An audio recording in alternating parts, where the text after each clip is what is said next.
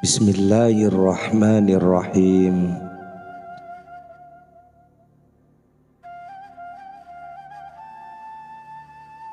Mahwu adalah keterangkatan atau tercabut sifat-sifat yang telah menjadi kebiasaan. Sedangkan isbat merupakan penegakan hukum-hukum ibadah. Barang siapa meniadakan dari ahwal sifat-sifat yang tercela, kemudian diganti dengan sifat-sifat dan ahwal yang terpuji, maka dia mengalami maqam mahwu sekaligus isbat.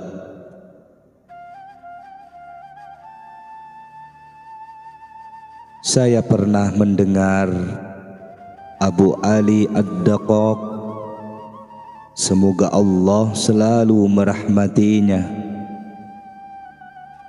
menceritakan tentang sekelompok guru yang bertanya pada seorang sufi,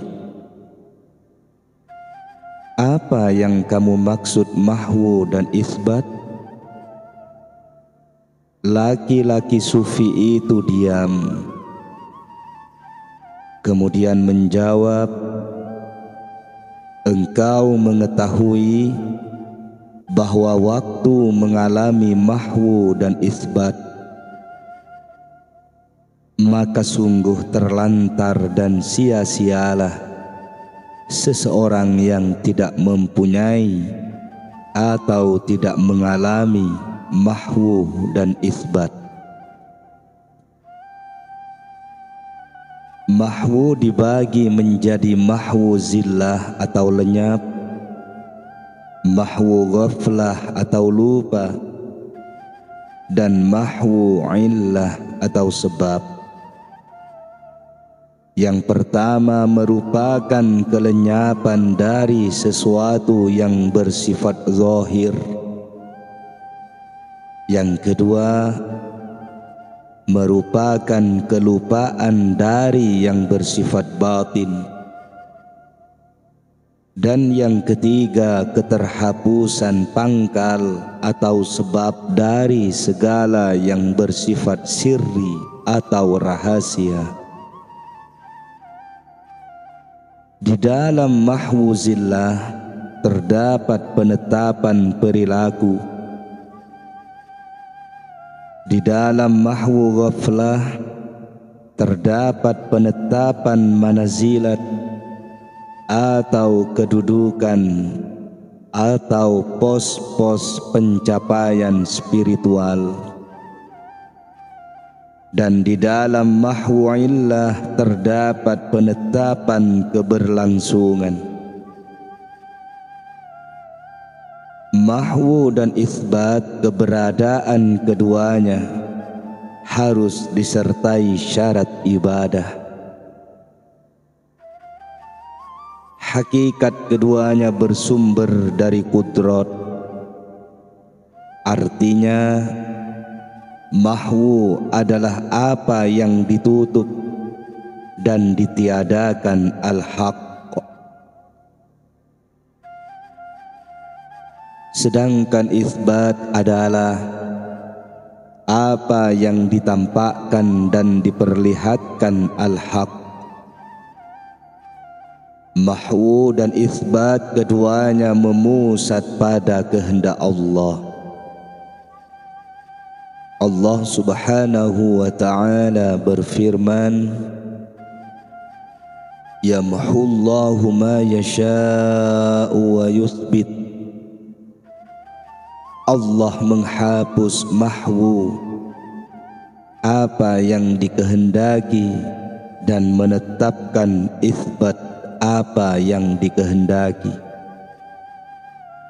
Quran surat Ar-Ra'd ayat 39. Artinya, menurut suatu pendapat, Allah menghapus berbuat mahwu, ingatan atau zikir pada selain Allah dari hati orang-orang ma'rifat, dan menetapkan atau berbuat isbat ingatan pada Allah di lidah para murid.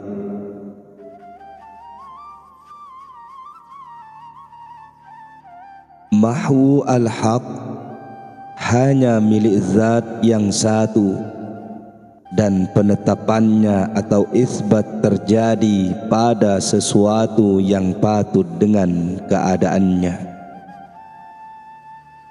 Barang siapa dihapuskan oleh al-haq dari kesaksian-kesaksian, maka al-haq pasti menetapkannya dengan kekuatan hakikatnya atau perwujudan al-haq. Barang siapa dihapuskan oleh al-haq dari penetapan isbatnya, maka al-haq pasti mengembalikannya pada kesaksian-kesaksian yang berubah dan menetapkannya di lembah-lembah keterpisahan atau farqu. Seorang pria bertanya pada Asy-Syibli, semoga Allah merahmatinya, "Mengapa saya melihatmu gelisah? Bukankah dia bersamamu dan kamu bersamanya?" "Seandainya saya bersamanya," jawab Asy-Syibli, "tentu keberadaan saya adalah saya. Akan tetapi saya lenyap dalam sesuatu yang sesungguhnya adalah dia." Seorang yang ahli hakikat pasti berada di atas mahwu, karena mahwu masih meninggalkan bekas, sementara ahli hakikat tidak.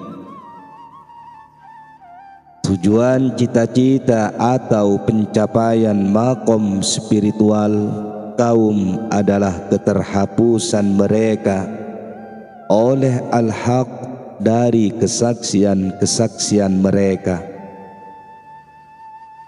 Kemudian dia tidak mengembalikan mereka sifat-sifat kemanusiaan kepada mereka setelah keterhapusan mereka dari mereka sifat-sifat yang tidak terpuji.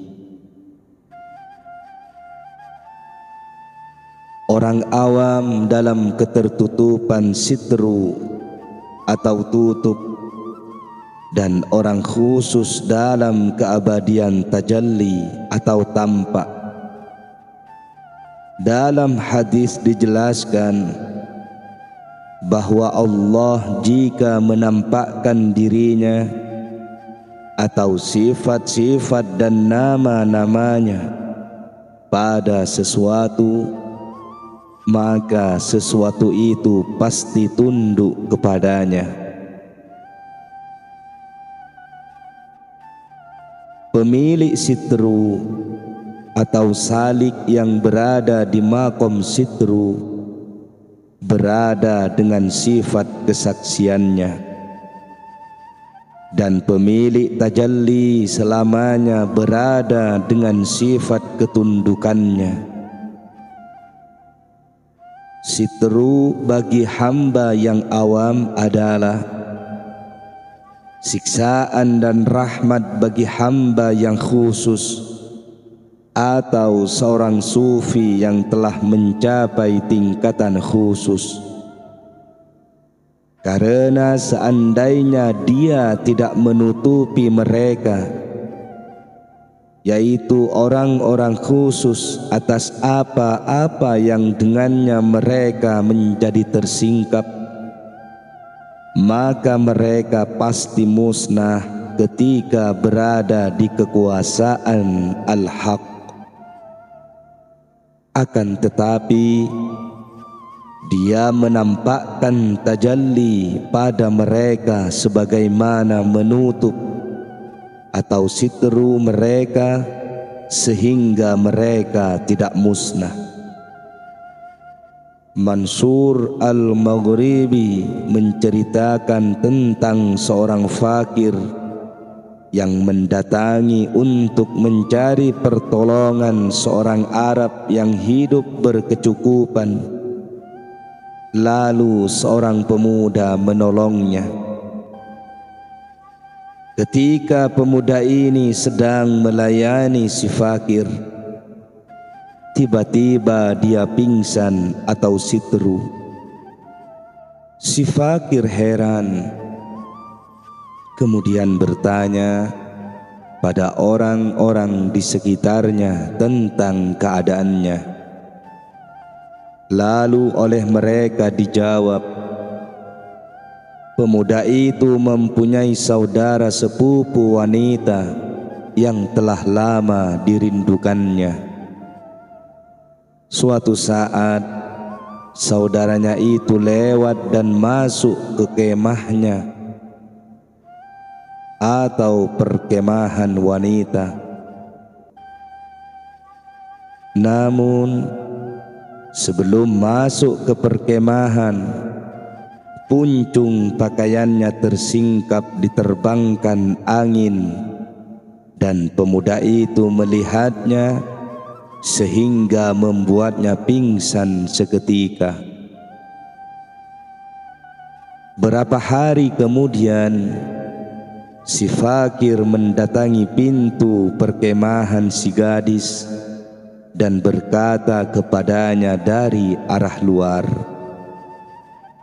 seorang pemuda aneh mempunyai kehormatan dan hak pada diri kalian atau si anak gadis dan keluarganya. Sekarang saya datang kepadamu meminta belas kasihan untuknya tentang keinginan pemuda aneh itu. Bersimpatilah kepadanya yang dia telah lama sangat mencintaimu. Subhanallah, engkau seorang pria yang berhati bersih, sementara dia seorang pemuda yang tidak mampu menyaksikan ketersingkapan puncung pakaianku. Maka bagaimana dia mampu menggauliku? Jawab si gadis. Kehidupan orang-orang yang awam berada dalam keadaan tajalli, dan kesengsaraan mereka dalam keadaan sitru. Adapun orang-orang yang khusus berada di antara kehilangan akal dan hidup karena mereka menjadi linglung ketika Tuhan bertajalli dan dikembalikan pada nasib kehidupannya ketika Tuhan menutupi atau sitru mereka. Dikatakan bahwa ketika Al-Haq berfirman pada Musa alaihissalam, dan apa itu yang berada di tanganmu, wahai Musa? Tak lain bertujuan untuk menutupi Musa dengan sebagian sesuatu yang dapat menyebabkannya tertutup dengan sebagian sesuatu yang dapat membuatnya tersingkap secara tiba-tiba saat mendengarkannya. Minta ampun hakikatnya mencari penutup atau sitru, dan ampunan adalah tutupnya. Seakan-akan seseorang yang mohon ampun mengabarkan bahwa dirinya mencari penutup hatinya ketika terkaman al-haq atau ketersingkapan hakikat membesit di hatinya. Dengan demikian, tidak ada ketetapan bagi makhluk saat bersama keterwujudan Al-Haq. Dalam suatu hadis dijelaskan, seandainya tersingkap wajahnya, niscaya keagungan kesucian wajahnya membakar semua yang diketahui penglihatan.